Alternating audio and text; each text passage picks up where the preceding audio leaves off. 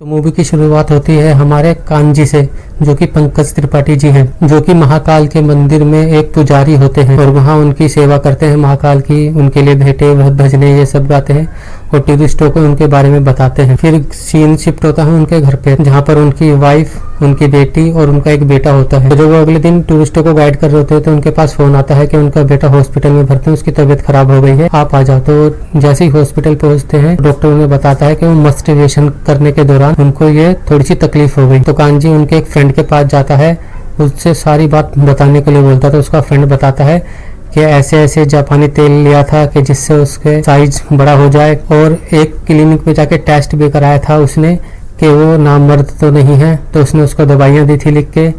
तो इन सब का साइड इफेक्ट ये हुआ कि अब उसको थोड़ी सी प्रॉब्लम होने लगी है प्राइवेट अंग में। लेकिन जब वो मस्टरबेशन करता है फर्स्ट टाइम तो वो स्कूल में करता है, जिसका कि बच्चे वीडियो बना लेते हैं और उसको एडिट करके नेट पे डाल देते हैं, जिससे कि वो वायरल हो जाता है और उसे स्कूल से निकाल देते हैं। जब कांजी के बेटे का वीडियो नेट पर डलता है तो उनकी बहुत बेइज्जती होती है। तो इसी सब बेइज्जती से बचने के लिए वो ये शहर छोड़ के जाने लगते हैं। लेकिन तब वहाँ पर एक शिवजी जी के गण आते हैं। शिव भगवान नहीं आते, उनके गण आते हैं, मतलब उनके एक दूत कह सकते हो, वो आते हैं। तो वो कांजी को समझाते हैं समस्या से भागने से कोई फायदा नहीं, समस्या से लड़ने में फायदा होता है। ये सारी बातें वो उनको एक रेलवे स्टेशन पर बैठ के बता रहे होते हैं। लेकिन तभी देखते हैं कि उनका बेटा दिखता नहीं है। वो सुसाइड करने के लिए रेलवे ट्रैक पे खड़ा हो जाता है, लेकिन उसको वहाँ पर वो शिवजी जी के गण आके बचा ले। तो उन्हें समझाते हैं कि यहाँ से भागो मत, इससे लड़ो और वो जाके कोर्ट में केस करो। फिर वो जाके कोर्ट में केस कर देते हैं कि मेरे बेटे ने जो करा उसमें उसकी गलती नहीं है, ना ही उसे अच्छी शिक्षा मिली कि साइज बड़ा नहीं हो सकता, ना मर्द कोई मशीन टेस्ट नहीं कर सकती, मतलब ये सब स्कूल की गलती है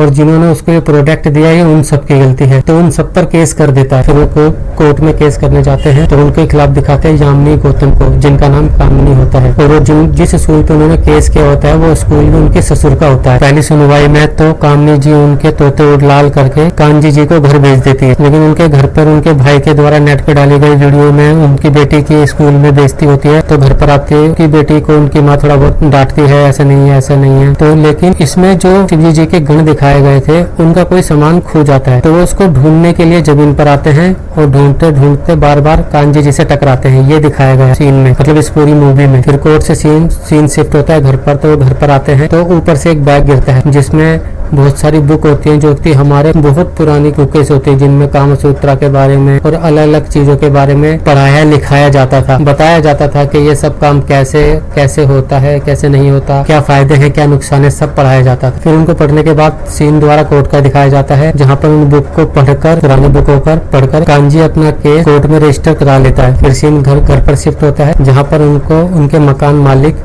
घर खाली करने के लिए बोल देते हैं कि आपने जो ये सेक्स एजुकेशन के लिए कोर्ट में केस किया है कि सेक्स एजुकेशन जरूरी होनी चाहिए, इससे हमारे ऊपर भी सवाल उठ रहे हैं, तो कृपया कर आप ये घर खाली कर। फिर अधिकतर मूवी में कभी घर पे कभी कोर्ट पे दो ही सीन शिफ्ट हो देते हैं और जहाँ जहाँ वो फंसते हैं वहाँ वो बनाकर उनको बता देते हैं, जैसे कि तुम सीधा और स्पष्ट बोलो, वो बोलो जो कानों को सुनना अच्छा लगता है। तो कोर्ट में उसकी बेटी को बुलाया जाता है, तो उसकी बेटी शुद्ध हिंदी में मस्टरबेशन की क्रिया को समझा देती है, तो जिससे पूरे के पूरे कोर्ट की बोलती बंद हो जाती है।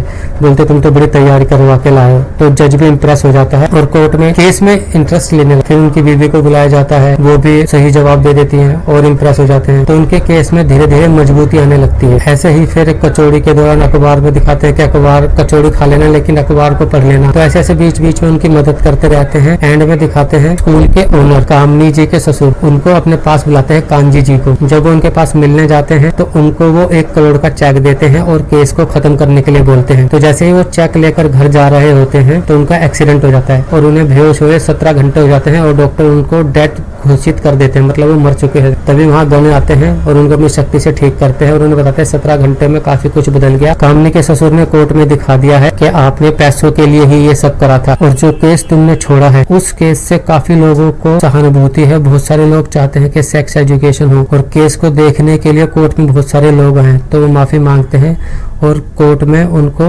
उनके गण छोड़ देते हैं। फिर वहाँ बात चलती है, केस की सुनवाई चलती है। उसी सीन के बीच में एक सीन दिखाते हैं, जो मकान मालिक उनको घर से बाहर निकालते हैं कांजी जी को, उनकी पोती को उन्हीं का एक रिश्तेदार गलत जगह छूता है, टच करता है, तो वो केस को देखकर हिम्मत करके अपने दादा को बता देती है कि मुझे ऐसे ऐसे ये छूते हैं, टच करते हैं।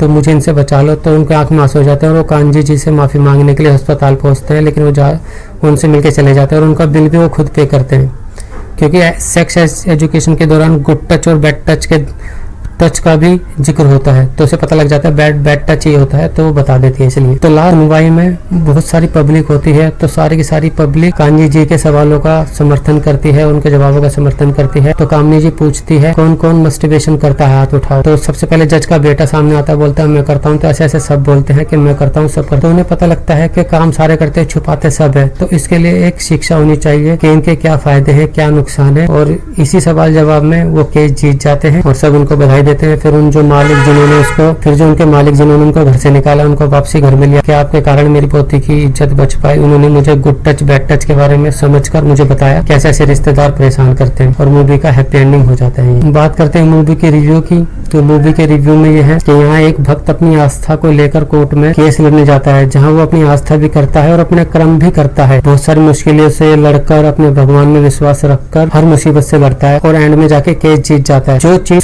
शुरू में पब्लिक को बुरी लगती है, जरूरी नहीं है वो चीज गलती हो, किन्हीं और शब्दों से, किन्हीं और तरीके से बताया जाए तो वो चीज अच्छी भी हो सकती है। तो यही इस कहानी का मोरल स्टोरी है और यही इसका